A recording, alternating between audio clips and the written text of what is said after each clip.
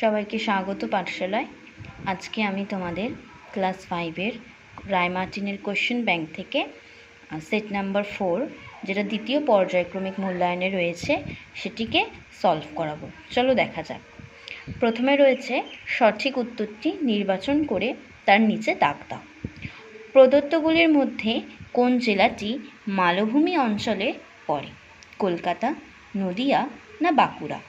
দেখো, আমি মাথায় টিক দিয়ে রেখেছি বাঁকুড়া। গঙ্গা নদী মিশেছে বঙ্গোপসাগরে, আরব সাগরে না প্রশান্ত মহাসাগরে? বঙ্গোপসাগরে। ঘুম রেলওয়ে স্টেশন যে জেলায় অবস্থিত তা হলো দার্জিলিং, জলপাইগুড়ি না মালদা?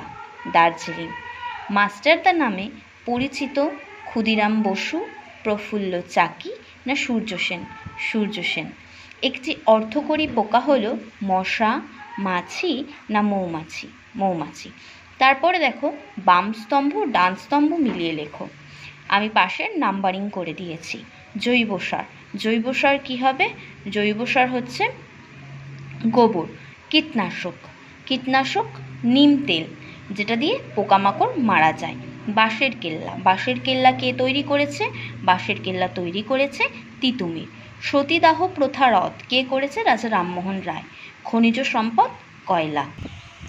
প্রশ্ন দেখো 3 নম্বরেরগুলো বলেছে, এক কথায় উত্তর দাও। পশ্চিমবঙ্গের কোন জেলায় চা জগৎ বিখ্যাত? আমি এখানে উত্তরগুলো তোমাদের জন্য তৈরি করেছি, যে পশ্চিমবঙ্গের দার্জিলিং জেলার চা জগৎ বিখ্যাত।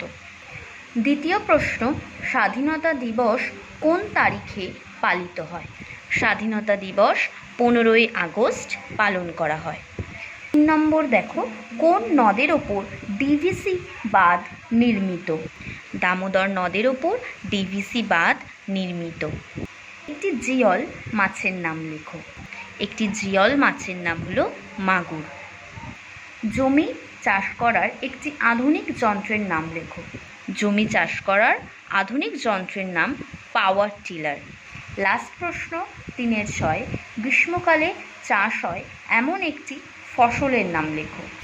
গ্রীষ্মকালে চাষ হয় এমন একটি ফসল আমন ধান। তারপরে 4-এর দাগেরগুলো দেখো। নিচের বাক্যগুলো সত্য বা মিথ্যা লেখো।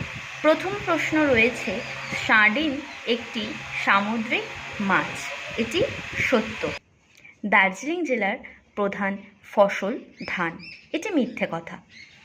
তারপরে 3য় নম্বর, আদিম যুগে পুরুষেরা ঘর সামলাতো আর মেয়েরা শিকার করত। এটি মিথ্যে। 5-এর দাগের দেখো, নিচের প্রশ্নের উত্তর দাও। ডিভিসির পুরো নাম কি? Damodar valley corporation. বর্তমানে ধান খেতে মাছ পাওয়া যায় না কেন? বর্তমানে রাসায়নিক সার ও কীটনাশকের ব্যবহার অতিরিক্ত হওয়ায় ধান খেতে মাছ পাওয়া যায় না। পরিবেশ দিবস পালনের প্রয়োজনীয়তা কী?